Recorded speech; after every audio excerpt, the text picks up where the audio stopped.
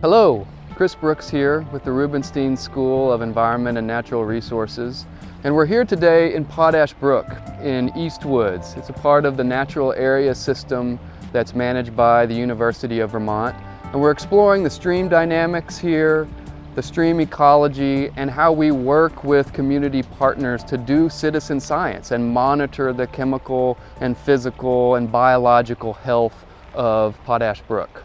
Potash Brook is actually an impaired waterway. Today it is not meeting water quality standards for stormwater inputs. It's not meeting water quality standards for bacteria or E. coli. And really what's driving the morphology of this stream and driving the water quality issues down here is all of the developed lands that surround East Woods and Potash Brook in this watershed. It's a roughly 7.5 square mile watershed, and in terms of land cover, almost 19% of it is impervious surfaces. Buildings, rooftops, roadways create a tremendous amount of impervious surface in this watershed, and that's driving water quality issues down here in the brook. So all of the stormwater inputs that are created by that impervious surface bring pollutants down into this watershed. So sediment, phosphorus, metals, all sorts of various organic compounds, oils, bacteria is entering the woods primarily from all of this stormwater.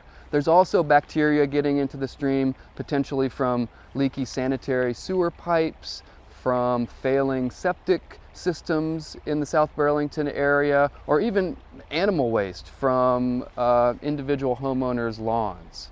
So really, the name of the game in terms of managing an urbanized watershed is all about incorporating green stormwater infrastructure throughout the watershed. Things like gravel wetlands, permeable pavements, rain gardens, and there's even a host of things that individual landowners can do on their property to incorporate green stormwater infrastructure. Thinking about green roofs, rain barrels, incorporating little rain gardens in your yard.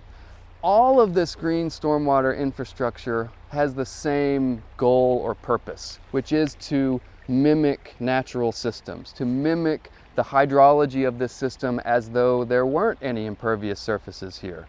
So green stormwater infrastructure helps to slow down stormwater flow, helps to filter out pollutants before it enters the stream down here, and ultimately it's mimicking the natural processes as though rain were falling in the woods here. So water's allowed to percolate slowly down to the water table and slowly enter the stream, as opposed to being channelized in a culvert or a pipe and shot straight into the watershed. So there's two things. There's pollutants being brought down here from all the stormwater. The stormwater inputs also simply increase the flow of water through Potash Brook during high rain events. So even though we've got a nice vegetated riparian buffer here, you can tell that there's still erosion going on during high rain events because of all the stormwater.